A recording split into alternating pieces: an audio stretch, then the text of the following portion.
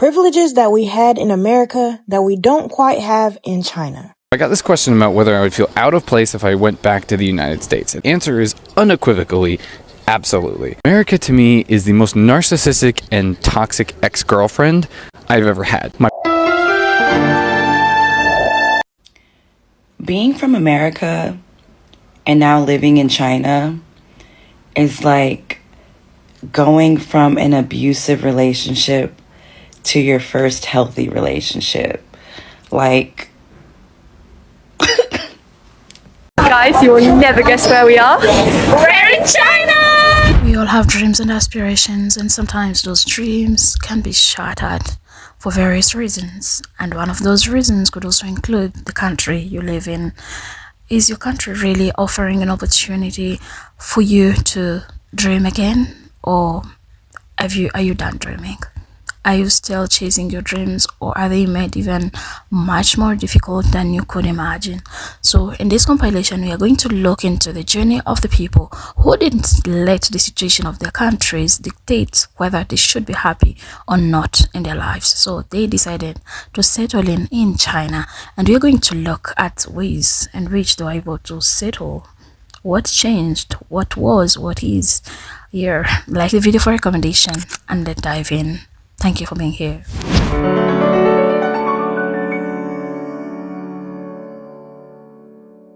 I have never seen baggage collection with a video of your luggage being unloaded. There's mine. He's gonna throw it? No, handling it with perfect care. I'm an American that lives abroad, and I'm here to tell you that you can do it too. I left the States about 2.5 years ago, and I used to live in Japan, in Tokyo, and now I live in Shanghai, in China. And the quality of my life has skyrocketed. My professional opportunities, my income, my mental health, my physical health, and the way that I move through the world has completely changed in so many better ways since I left America.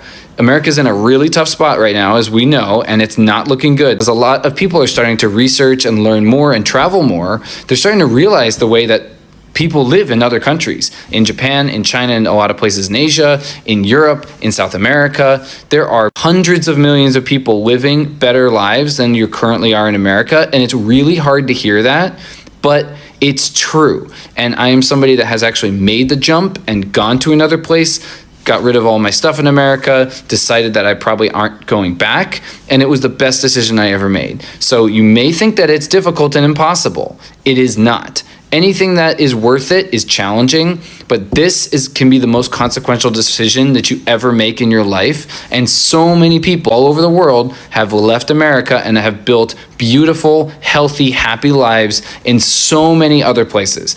I found a life for me in Asia, and you can find somewhere in a lot of other places based on your preferences, the type of people you want to be around, the opportunities you want to pursue, etc., etc. So it is possible. I genuinely want you to believe that you can do it if it's something that you are interested in. And a lot of people are interested, and it's really, really great. So I hope you consider it. Follow for more. Things that happen in China that I'll be expecting from like having years and years of American abuse. And it's just not a thing here. Like, it's just not a thing. And I can give you so many examples. Okay, so many examples, but I feel like I would need a 1,000-part series to show you and tell you about the abuse, psychological abuse experience in America that I just don't think it happens here. Okay, I think it's important for me to address this comment. We're in China because I've heard horrible stories about being black in certain areas. I don't know where them areas are. I'm gonna say it like this, and take what I'm saying however you like. Anti-blackness is worldwide, no doubt. Okay, remember that shirt that Andre 3000 was wearing? I love that fucking shirt. I don't have one, but he on that shirt, you can look it up. It wrote something like, "Around the world, the darkest people suffer. Why?" Something like that. So anti-blackness is a global epidemic pandemic. The real global pandemic is anti-blackness. However, China ain't ever had no motherfucking Ku Klux Klan. They ain't ever had no Jim Crow. From what I know, they ain't ever enslaved none of my people.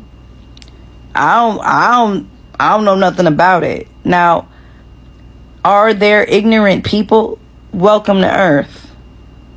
Right? But do I have to think about being a Ruby Bridges up in here? No. Now, if you don't know who Ruby Bridges was, she was the girl who I think she was like in grade school. She had to be really young, like 6, 7 years old, 5, 6, 7 years old, going to a school after it finally got integrated. A fucking child. This is a little girl. And you got grown people, grown white people throwing rocks at this little girl. And you know what I'm saying? I don't think that would happen in China ever. That's just like they got a lot of humanity here. But like, can you find a situation where there was an ignorant person being ignorant? I'm sure you can. I'm sure you can. Where can't you go where there ain't no ignorant motherfuckers, okay? But trust me when I tell you, if it's racist here, then this is some cute racism, okay? Because you live in, I'm assuming the person who said this question, or asked this question, is living in the United States. And I'm like, look, if you can live in the United States, the most racist country on this planet Earth, you can live anywhere. Believe me, you ain't got to worry about what's some. You just don't have to do that. I think you'll be fine. Privileges that we had in America that we don't quite have in China. So first off, in America, we at least had the privilege of getting a credit check every time we wanted something of value, such as a car or even a simple apartment, versus in China or even Asia in general. All they want to know is if you can afford the rent. When we went to go look for an apartment, they just simply told us the fees and we paid the money for our apartment and moved in. In America, we had the privilege of worrying about our safety. When we were in America, we at least were allowed to carry, just in case some things went left. Versus in China, people don't even carry guns here. Could you imagine living life not even having to worry about protecting yourself? That's insane. Also, in America, we had the privilege of paying expensive bills. I mean, how could you possibly not want to pay $400 a month for a light bill? Also, in America, we actually got to live the fast life. We were never able to actually live life at our own pace, always worrying about bills and just worrying about money all the time. Here in China, we actually get to live life at our own pace. And we actually get to think about what we want to do in life. And these are privileges that we had in America that we don't quite have in China. What made you move to China? Ooh, how can I answer that? Well, I moved to China in the summer of 2018, and my life was in a rut then. I was sliding down the tubes fast. I was in a dead-end job. I couldn't afford my own place. I was in a 10-year relationship with someone, my girlfriend at the time. That fell apart, so I was a bit down about that, shall I say. Drinking a lot, being a little silly. Yeah, just my life just seemed dead end really. I was living back at my mum's in a box room, a small room. Life wasn't going too well back then. A few friends knew I was in a bit of a state back then, and one of them lived in China actually. I think he was there for about a couple of years. He messaged me saying, I know you're down and out, and I think a trip to China will do you well. I can get you a job, just get the right documentation and stuff, and why don't you come out to China? Yeah, and just kind of change your life or do something different. Just get out the vicious circle. So I thought, no, China, I've never been. China? I don't think so. But then I had a really bad shift at work one day. I more or less blacked out completely, done everything wrong. I closed the shop like 2 hours early. I didn't know what I was doing. I completely blacked out more or less, or blanked out, shall I say. Just didn't know what I was doing. And on my way home that day, I texted my friend that was living in China, and I said, yeah, I want to give it a go. First thing in the morning, I'll get all the documentation started, kind of thing. I'll begin the process. And he said, yeah, well, I'll send you all the information and let's get going. I did not know anything about China before agreeing to move there. I didn't even know how to say hello. The only thing I knew about China is some old documentaries I watched. It didn't look like the China I went to. It looked, quite old. It just didn't look like there was a lot going on there. But when I first arrived in China, it blew me away. Nothing like I've seen on TV or anything. It was just very modern, very new, like a futuristic country, really. Yeah, crazy. I think if my life wasn't upside down back then I would never have went to China. I wouldn't have had any reason to go to China, the other side of the world. But yeah, everything happens for a reason, and I think I needed that change. I needed something to shock the system, kind of thing, because like I said, I was in an absolute state. I was having a crisis with my life. I think sometimes when you're at a dead end in your life, it's good to take risks, to go out your comfort zone, just to shock the system, to realize there are solutions to get out of the rut you're in. And yeah, I did need to shake my life around, and going to China certainly did that. It definitely took my mind off things for at least a couple of years. Don't get me wrong, moving to China didn't sort all my problems out. I was still down about things. Then I had other problems when I was there, missing family, missing friends, being so far away from home. But that's just life, isn't it? You have to get on with it, kind of thing. You're always going to have some kind of problems, some kind of hiccups on the way. Yeah, but that's what I did anyway, to get out of the rut I was in at the time. And I'm glad I did, because I'm definitely in a better place than I was 5 or 6 years ago. So yeah, I hope that answers your question. Alright, walking around my apartment in China, basically everything is within walking distance. I think that's pretty common here with almost anywhere that you live. But I just ate, and I'm gonna go to the corner store and grab maybe some snacks before I get my meals done. So let's go to the corner store together. Also, there's like several of them just in this area, and they're all open fairly late. But this one I haven't gone to as much, so I'm gonna go there and see what they have today. Have to accommodate and say hi to the Battymobile. It's pretty hot out, so they're insulating this guy. And you can also see you can get some ice cups here. This would be like your regular corner store. There's not a lot of junk food in here. There's a lot of dried foods. I've tried a few of these. I'm not a huge fan of like the different savory styles, but I know a lot of people really like them.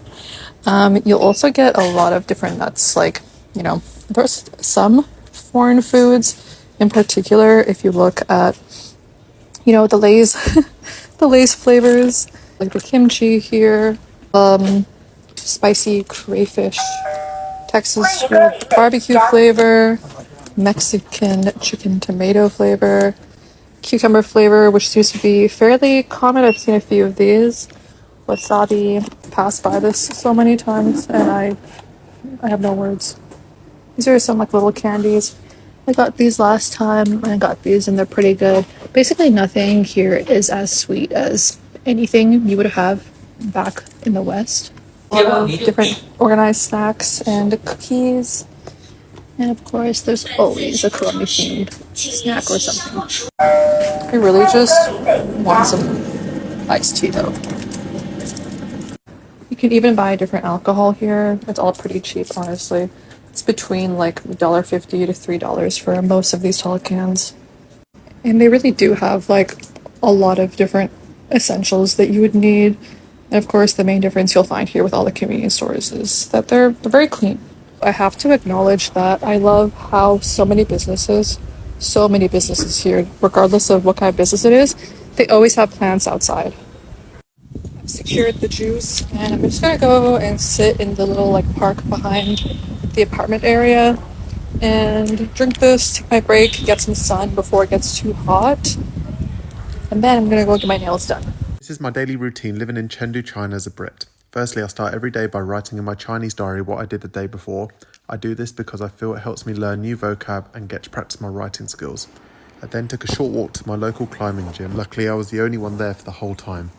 Here's a shot of a V5 climb I managed to get. I try and go at least once a week to keep my strength up. After this, I got some spicy nudes and meatballs for lunch.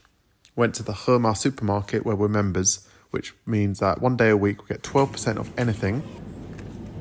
Also, you can choose one item from this vegetable section for free every day. This only came to 95 yuan, which is around £10. We made dinner in the slow cooker as soon as we got home, and we watched a movie afterwards.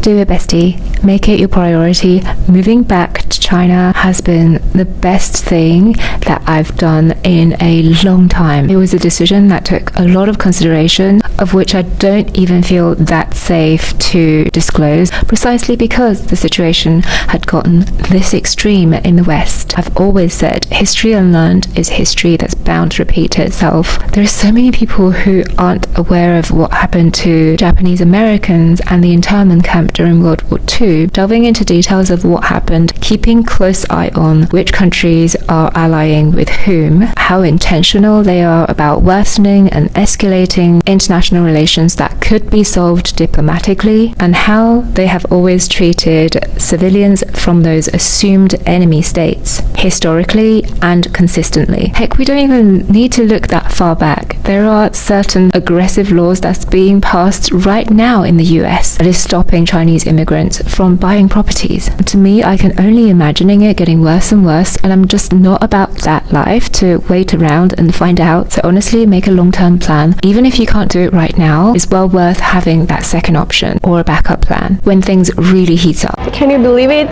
Living in China for 2 years and my anti-theft skills are completely gone. 今天组合失业，在中部的地铁口把手指放椅子上。So I will leave this phone and I will go to get some bread or drink.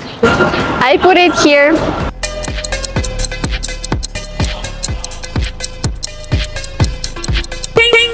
Challenge is successful. 你觉得中国安全吗？非常安全。你觉得中国安全吗？安全。你觉得中国安全吗？安全，我们这里很好啊。In China, I have suffered from safety after effects. Luggage when I'm charging in the airport while using the restroom. When I'm leaving my bag, I don't even keep an eye on my, and I can ask the stranger to keep an eye. So how do we survive the language barrier in China? So as you guys know, we have been traveling China for quite some time, and everyone always asks us, how the heck do you survive the language barrier? And not gonna lie, y'all, when we first landed in China, it was very overwhelming. But of course, you guys already know we had to hurry up and figure this out because there's no way we will be able to survive in China without knowing how to communicate. Which is exactly why we invested in an AI translator. This device literally has 8 ways of translating, and it's most definitely a lifesaver. 我不懂中文 I don't understand Chinese. 大家好 Hello, everyone. So if you plan on traveling to China or any other country that has a language barrier, make sure you invest in an AI translator because it will make your travel journey more of a breeze. Comment translator or visit the shopping cart link below to get yours today.